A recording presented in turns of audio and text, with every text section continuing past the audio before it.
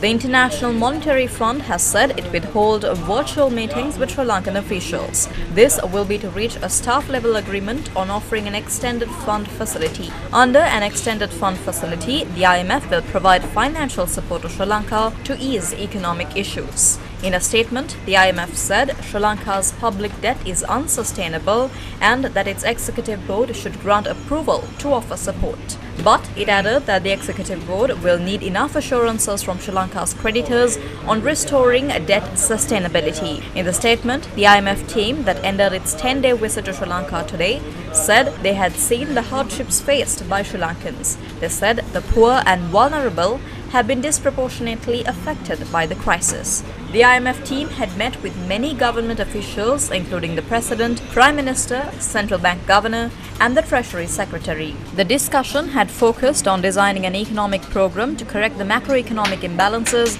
restore public debt sustainability, and realize Sri Lanka's growth potential. The IMF said, given the low level of government revenue, far-reaching tax reforms are urgently needed to achieve these objectives. We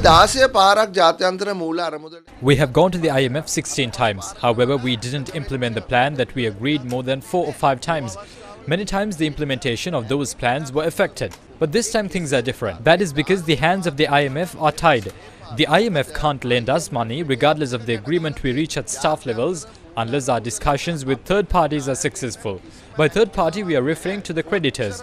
We appointed 2 teams of advisors to assist our debt restructuring process. London's Clifford Chance law firm has been hired as the legal advisors, while Lazard has been hired as the financial advisory firm. They expect to discuss with creditors and restructure the debt for us. The process hasn't begun yet. They are studying the data yet. That is like finding for the needle in the haystack. The discussions will begin only after that. Creditors will agree to restructure the country's debt based on how much economic reforms are adopted by the government. But we don't believe that this government or any political party can do this single-handedly. If Gotabaya Rajapaksa doesn't introduce deep economic reforms by forming an all-party government, the people will fall deeper into this crisis every day. They didn't listen to what we had to say. We asked Gotabaya Rajapaksa to listen to us. The time has come to enter into a short-term and interim plan with the participation of all parties.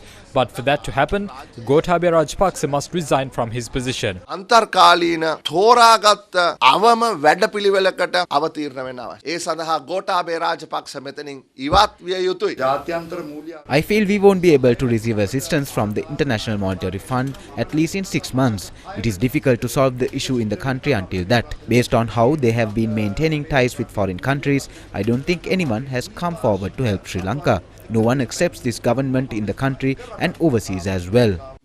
ආණ්ඩුවේ විශ්වාසනීයත්වය මේ ආණ්ඩුවේ නිත්‍ය අනුකූලභාවය කවුරුත් රට තුල හෝ රටින් පිට හෝ පිළිගන්නේ නැහැ. Gotabaya Rajapaksa is spending his last few days in office. You might be able to spend these days in the comfort of your mansion, but only a few days are left. No one will fall for the lies of the Rajapaksas anymore. Please resign.